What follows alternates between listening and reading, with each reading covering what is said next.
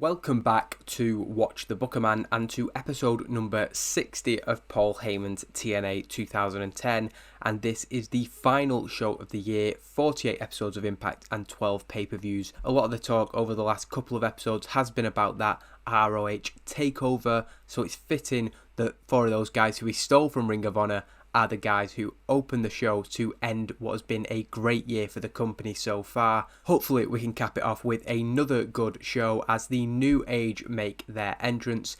Jimmy Jacobs leading the group in responding to Samoa Joe's words from last week. He made his return in the main event and made it very clear that he wanted his hands on the New Age. Jimmy laughs off the idea that they have made a powerful enemy. They also know that Samoa Joe has a match tonight. The next line that I've put in doesn't make any sense because actually he wrestled last week obviously, but Jimmy Jacobs is putting across that Samoa Joe isn't the same guy after he was destroyed by Bobby Lashley in the Six Sides of Steel, and it seems like he hasn't been watching Impact since then, because while he's been at home licking his wounds, they have been running through this roster one name after another. Joe hasn't been paying attention clearly, but soon he'll learn what everybody else has. Samoa Joe then comes out, having heard enough from the New Age, and he looks ready for a fight, but the New Age aren't going to engage with the Samoan submission machine. Jimmy Jacobs says that they want Impact to run smoothly just like everybody else, but they'll be watching. While the New Age leave the ring, they remain at the top of the ramp as Samoa Joe's opponent comes down to the ring, so it's a decent segment to open the show. Says Jimmy Jacobs underperformed while Samoa Joe did well. He also does well, as he always does, in the ring, picking up a victory over Martin Stone in 2 minutes and 17 seconds, first hitting a muscle buster, then locking in the coquina clutch for good measure. Is Martin Stone doing okay there as well, actually 46, might be worth keeping that in mind, potentially keeping him around as a lower level guy. But Samoa Joe always brings these performance levels that he's known for, getting the crowd hotter with just a 2-minute match. But it's really good to see that. I like the idea of the fans being hot for Samoa Joe, coming in, destroying somebody, and then standing tall in the ring. He takes a microphone and calls on the New Age, who are watching all that, to stop with the games and just come to the ring. Jimmy Jacobs looks to the three men and gives the signal. He's happy for them to engage now, and Tyler Black and the Kings of Wrestling begin to walk down the ramp together. Tyler Black is leading the trio, and he's so busy in jaw-jacking and trash-talking with Samoa Joe that he fails to realise that Hero and Castagnoli are no longer walking with him. This is because from behind, wrestling's greatest tag team have taken down the Kings of Wrestling in a blindsided attack. Before entering the ring, Black looks behind him. He's surprised to now find himself outnumbered, stuck between a rock and a hard place with nowhere else to go. Black jumps over the guardrail. He's running like a scalded dog, as Jim Ross would say. Jimmy Jacobs also heads to the back, and there is a nod of recognition from Samoa Joe towards Hassan Benjamin. They've teamed up before, so there is a clear respect between them. It is obvious, however, that Samoa Joe is desperate to get his hands on the members of the New Age. The commentators also put over the fact, which I should have mentioned in the opening segment, and surely Jimmy Jacobs would have incorporated this into his promo, just me being a little bit absent-minded, but the New Age will be in action tonight against wrestling's greatest tag team and Motor City Machine Guns. It'll be the Kings of Wrestling, Tyler Black, and Jimmy Jacobs. Only the second time that Jacobs has got in the ring, and that is the scheduled main event for the final Impact of the year. Myro and Taz then switch attention to the appearances of Kurt Angle and Bobby Lashley later tonight. That segment was promoted last week, and they introduced footage of the two men arriving at the Impact Zone earlier today. Arriving at the same time as the World Heavyweight Champion, Mr. Anderson is shown to have confronted Kurt Angle, complaining again about the finish of their match at Final Resolution. He says that if Kurt is this hero that he claims he is, why did he lower himself to using the World Heavyweight Championship to gain a victory? Kurt Angle's really not got time for this. He's focused on Bobby Lashley and he doesn't want any distractions. He says that Bobby Lashley is stealing his opportunity, and Kurt Angle is the one man with the power to do something about it. Kurt brushes Anderson off, as I said. We then see Bobby Lashley's arrival slightly later on in the day. Mr. Anderson looks to confront Lashley again. He's so fuming, he's going to go and say something to Lashley for stealing his shot. But the first glance that Bobby Lashley gives him completely changes Anderson's tune. There's not many people who wouldn't be intimidated by Bobby Lashley. Anderson then gives Lashley a friendly pat on the shoulder, which Lashley doesn't seem to like, and heads back where he came from, thinking better of trying to start anything with Bobby Lashley. Back to ringside, Mauro and Taz have been temporarily replaced by Ada Okal and Jeremy Borash, who have taken over commentary for the bronze medal match of the World X Cup. Every other match in this tournament took place on Explosion, so it's only fair that the Explosion commentators get to call this and the final next week, which they take time to promote. Team Japan, led by Kazuchika Okada, will face Team USA, led by Roderick Strong.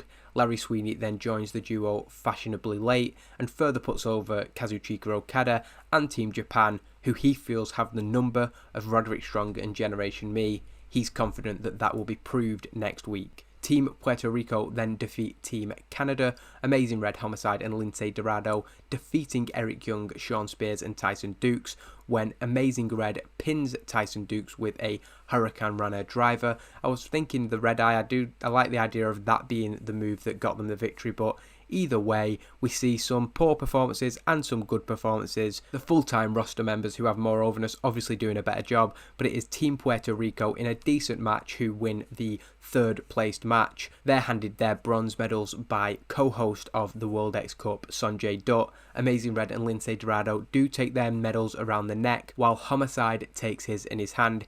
Unenthusiastic about the third place finish, showing us about his mentality there. Sonjay Dutt shakes hands with all three men as they head up the ramp, happy with the victory, but still disheartened to miss out on the final.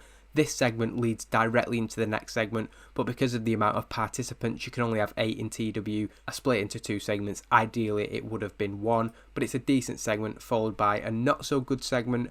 Once the 3 men have left, Dutt does his own promotion for the final, the other side of the coin to Larry Sweeney's overhyping of Team Japan, and he says that he's got his fingers crossed for a repeat of 2006, where he, Jay Lethal and the Motor City Machine Guns won the tournament for Team USA.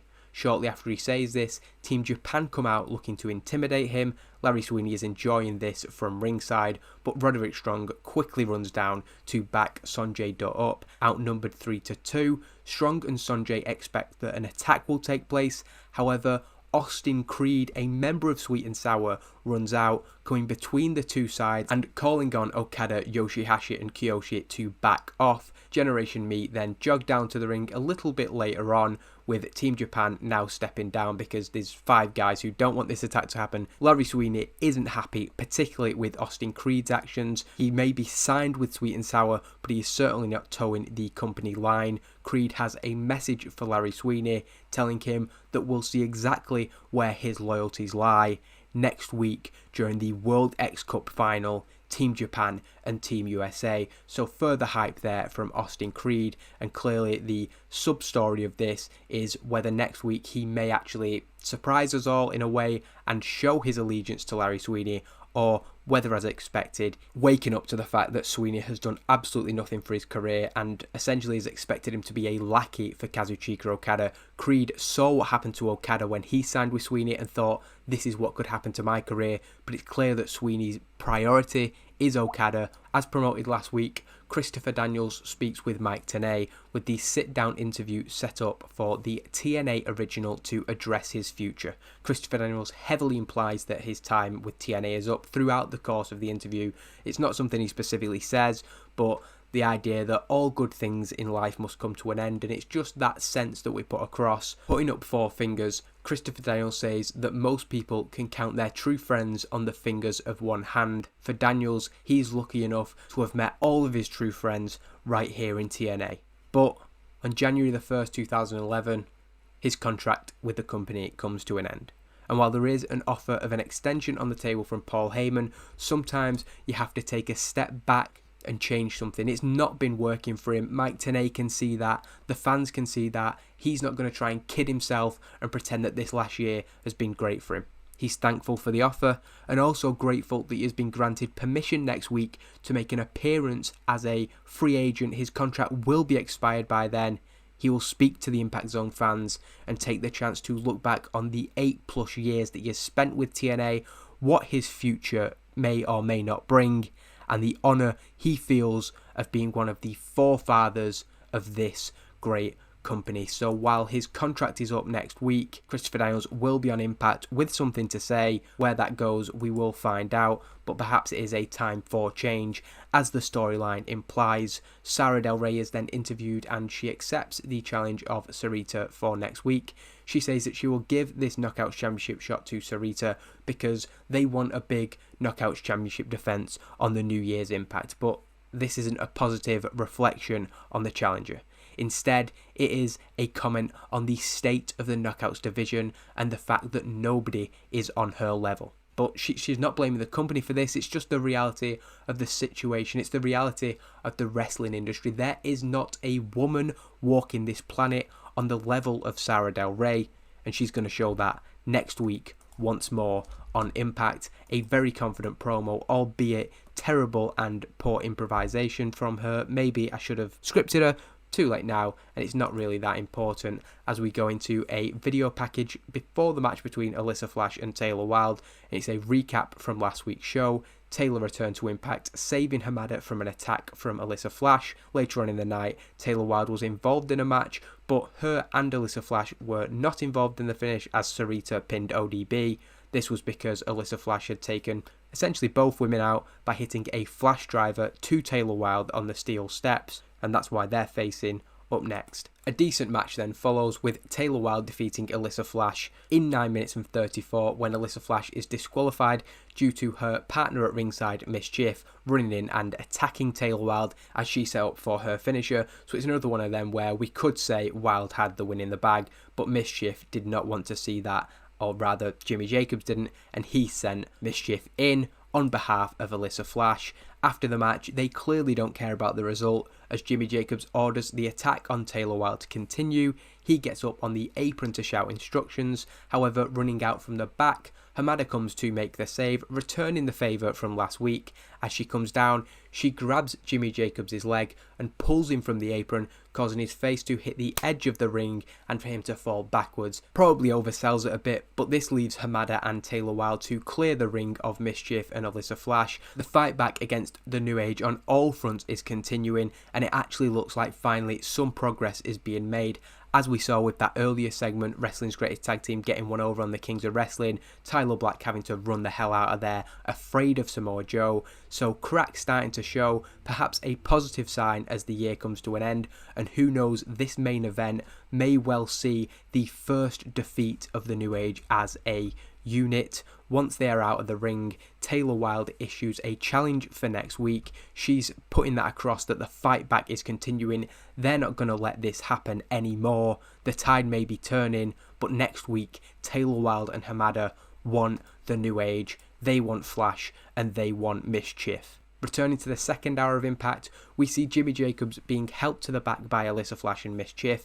His nose is bleeding from his face smashing into the canvas, and his ankle is clearly sore as he hobbles around the backstage area. As they're walking through the back, they cross paths with Paul Heyman, who is on his way to the ring for the Lashley Angle segment up next.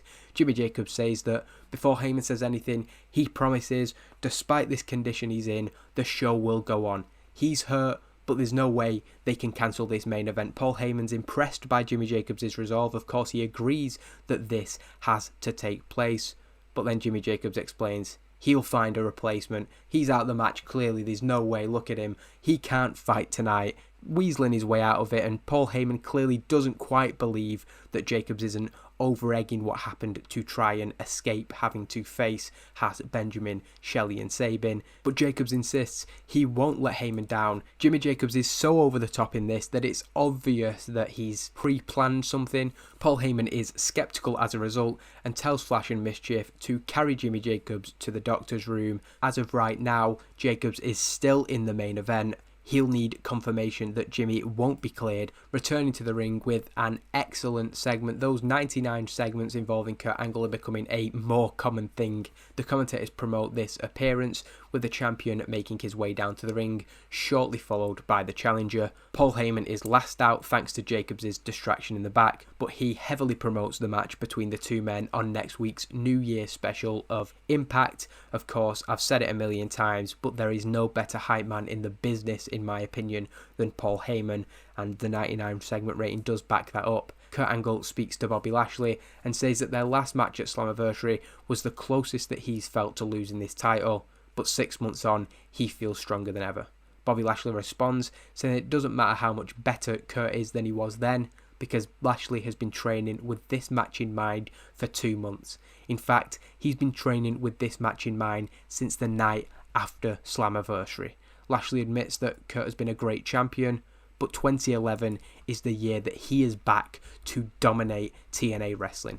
Both men are confident and go face to face. The tension just of the competition, there's no real personal edge to this rivalry just yet. Paul Heyman steps between them, once again putting over the World Heavyweight Championship match on New Year's Impact next week. It's a fairly straightforward, basic segment really. Heyman speaks, Lashley speaks, Kurt speaks, and it promotes that huge main event for next week. Before her championship opportunity next week, Sarita defeats Christina Von Eerie in 3 minutes and 8 seconds by submission, and it's an impressive performance actually. 60 is really good. I'm feeling better and better about the Knockouts division at the minute with Mickie, Sara Del Rey, now Sarita. At the start of the year, we only really had Tara on that level, and now there's probably 4 or 5 women who can put in really good performances, and it is a squash match. We've brought Von Eerie in quite a few times. I think she is getting a little bit better, so maybe she'll be signed at some point in the future. But the focus after an impressive victory is on Sarita. She doesn't need to say anything as she gestures around her waist. Next week on Impact, she will challenge Sara Del Rey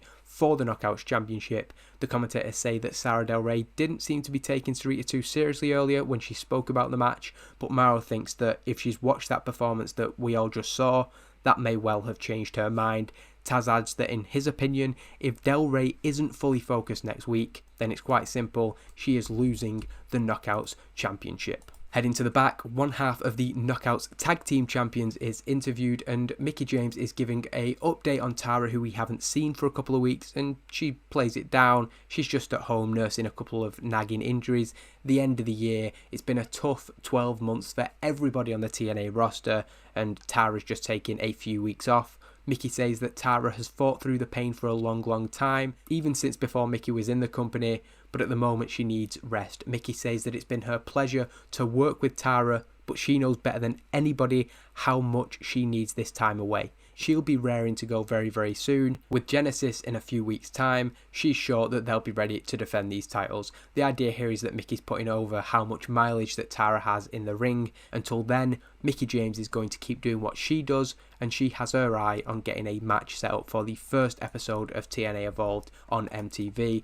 That's going to be a huge debut show as well, and Mickie James being the most recognisable female on the roster, I think it's a good idea to have her in action, and I've got somebody in mind for her to face. Following Jay Lethal's entrance for the next match, Big Rob Terry, his opponent, is led to the ring by Brutus Magnus. Magnus cuts a promo while walking down the ramp, mocking Jay Lethal about his recent misfortunes. He also makes a comment to Maria, saying that she can have his number if she's looking for an upgrade, which, after this match, when Big Rob Terry flattens Jay Lethal in the middle of the ring, she may well be. Magnus tells Jay that if he couldn't handle Matt Morgan, then he's got no chance against the freak Big Rob Terry. Big words before the match, but Jay Lethal does pick up the victory over Big Rob Terry. The idea here is that early on, Jay Lethal is struggling to break Big Rob Terry down, bouncing off him no matter what he tries to do, but eventually, after a spell of control from Big Rob Terry, a comeback from Jay Lethal, and he finally takes Terry off his feet and hits a flying elbow drop. It's a decent match. Jay Lethal's performances have never been as high as I've wanted them to be. You could say that's because I've been a bit stop-start with his booking, but Jay Lethal picks up a vital victory considering his misfortune recently. He's fired up after the match. He's not happy and he's not celebrating, and he points to Brutus Magnus, who had been a thorn in his side throughout the match, causing distractions as well as just generally heckling him from the sidelines, and he challenges him to bring it in the ring. After witnessing the comeback, the fire from Jay Lethal against Big Rob, Magnus backs off. He wants nothing to do with him. Jay Lethal then takes the microphone from ringside, with Magnus just a minor annoyance in the grand scheme of things. He says that he is sick of everybody in the back sniggering and whispering as he walks by them. He's sick of the patronising pity party whenever he comes to the ring on commentary, and he's sick of letting the fans down. He talks about what he's going to do, and then he fails in the ring. Between Austin Creed's identity crisis, his defeat in the Monsters Ball, and his proposal being ruined, he is at the end of his tether. Next week on New Year's Impact, he demands Matt Morgan in a one-on-one match. 1 year ago next Thursday, Paul Heyman called Jay Lethal and Austin Creed into his office, and since then, Jay Lethal has done everything that has been asked of him from that meeting with Paul Heyman. He's calling in the favour. It's time Paul Heyman did something for Jay Lethal, and that's give him a match against Matt Morgan. So fired up Jay Lethal, and he really has to kick off the new year in a big way if we want to regain that momentum that I will admit I've fumbled a little bit. He struggled when going off script, but given how angry he's supposed to be during the segment, maybe that will even add to the effect. We then cut to a vignette that shows a series of stills clips from the early days of TNA. First, the opening match of NWA TNA's first ever show is played. Jerry Lynn, AJ Styles, Low Key facing the Flying Elvises. Footage is then also shown of the first Ultimate X match in the history of the company, with Michael Shane unhooking the X Division Championship to win the title. Following this, we get a clip from the Unbreakable Freeway between AJ Styles, Christopher Daniels and Samoa Joe, with the package closing out showing the moment from early this year when Motor City Machine Guns became the World Tag Team Champions. After that, the 4 that appeared on the screen is shown once again before we fade to black. Just as we are then going to turn our focus to the main event of the show, Myro and Taz sent to the back, where Jeremy Borash reports of an attack which has just taken place. The World Heavyweight Champion Kurt Angle is down on the floor with no witnesses on the scene other than the crew member who found him laid out. Kurt Angle is holding his calf and is clearly in a lot of pain. Jeremy Borash says that medics are on the way to the scene and hopefully they can get an update before the end of the show. It doesn't look like an injury that's going to keep Kurt Angle out of action, but it's certainly not ideal before his World Heavyweight Championship defense. Motor City Machine Guns and Wrestling's Greatest Tag Team then make their entrances for the main event, with the New Age coming out but stalling on the top of the stage. Jimmy Jacobs plays up his injuries, he's limping, he's holding his face, but he pulls out the key piece of paper which he claims is from the TNA doctors. He says that nobody can dispute the fact that even though he's desperate to fight tonight, he can't. He's being kept out of action as a precaution and will not be cleared. Jimmy Jacobs says that he's just as disappointed as everybody else, but TNA is a dangerous place. Just ask Kurt Angle. That's why, when he was informed of this match by Heyman earlier this week, he spoke with a contact of his and sorted out a reserve just in case any member of the New Age couldn't compete. Almost implying here, if you read between the lines, that Jimmy Jacobs was always going to find a way to not compete in this match. Walking out from the back, James Mitchell makes his TNA return. And of course, shortly after, he is followed by the New Age's partner for tonight, the monster Abyss. So James Mitchell, whose contract ran out at the end of, I think, November or midway through November, has returned, and his Sinister Minister gimmick actually gets a very good. So that's a bonus. It's not a great segment, and some people are probably thinking how these two teams come together. I do have an explanation for that, which will come next week.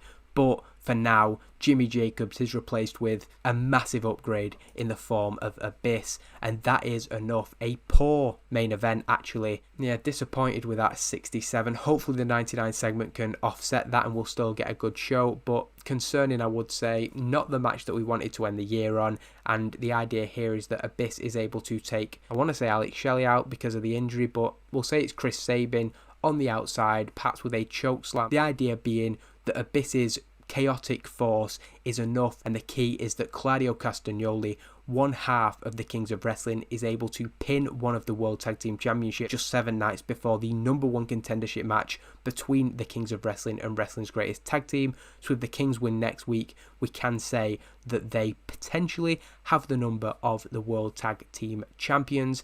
Worried about Alex Shelley's injury there. Hopefully that'll only be a minor injury. Cracked tailbone. I can imagine that maybe keeping him out for a month, so we should just be okay. Abyss, the best performer on the night, but he's out of there after the match. Stinger's the road agent, doing a good job. James Mitchell leads Abyss away following the match, kind of showing that this is a professional relationship. It's not that he's joined the New Age, he's not coming in and hugging and celebrating with them after the match. He's in, does the job, and leaves, showing no signs of physical discomfort. After the match, Jimmy Jacobs has a spring in his step that he certainly didn't have before as he joins Chris Hero, Claudio Castagnoli and Tyler Black in the ring, having vowed to change everything when they arrived in the company. The commentators can't deny the impact that the New Age have had on TNA, suggesting that this may well be a sight that we see increasingly often in the coming weeks, months and years. As of yet, nobody has been able to stop the New Age, with all meaningful resistance being shut down at source. The final image of the first year of TNA's new era is the New Age standing tall. Next week there will be a special New Year's episode of Impact. Paul Heyman has sent the commentators word Kurt Angle versus Bobby Lashley will go ahead next week with the World Heavyweight Championship on the line. That's the way that we end the final episode of the first year. The New Age standing tall. Didn't feel like anybody else could really hold that position due to the fact that certainly since Bound for Glory they have dominated the landscape of TNA.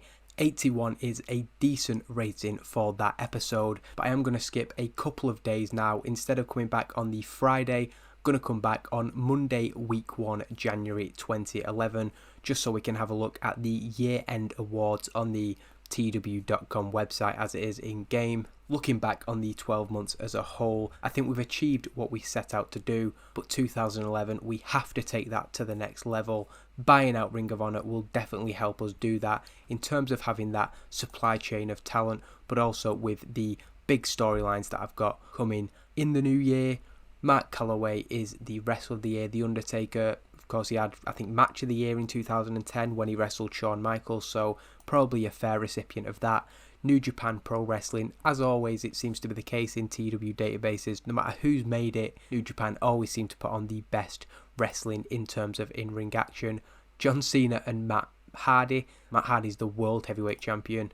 Not actually held the titles with John Cena, but clearly a power team in WWE at the minute. Matt Hardy defeating John Cena, The Undertaker and R-Truth is the Match of the Year. Strange things going on in WWE, but we actually win the Show of the Year. That's a surprise. Bound for Glory, which was by far our best show of the year, but I'm surprised that it's the best show that any company put on. That's really good to see. Young Wrestler of the Year is Harry Smith. The veteran Shawn Michaels, probably also fair enough, while Beth Phoenix wins the Women's Wrestler of the Year. Most Improved Company is Westside Extreme Wrestling. Independent Wrestler of the Year is Mystico, who, I mean, he's signed to New Japan on an exclusive written. He was in CMLL, so I'm not sure it's fair to call him an independent wrestler, but obviously that's to do with the sizes in game. Ric Flair, who has been with AJPW, is the Manager of the Year. Jim Ross, Announcer of the Year. Colour commentator Dusty Rhodes, and the referee is our Earl Hebner, so that's good to see as well. Masahiro Chono joining the Hall of Immortals, and that is the end of year awards. Quite a few contracts for me to deal with there, and Alex Shelley is out injured. He'll be back 100% for Genesis, but he will be able to compete if we need him to during the course of January. I'll probably keep him out of the ring throughout the month because there's no need to aggravate that injury. The other thing that I do need to do is to negotiate the deal. Hopefully they are still up for it considering we've promoted it and stuff. Just going to do 6 months initially just in case I find it too much to have 2 A shows, but a 71 is what's expected. I'll see how much they're willing to give us. They're only willing to give us 15%, but that is because it is a much bigger network and the minimum quality expected is higher as well. A 6-month deal with MTV signed.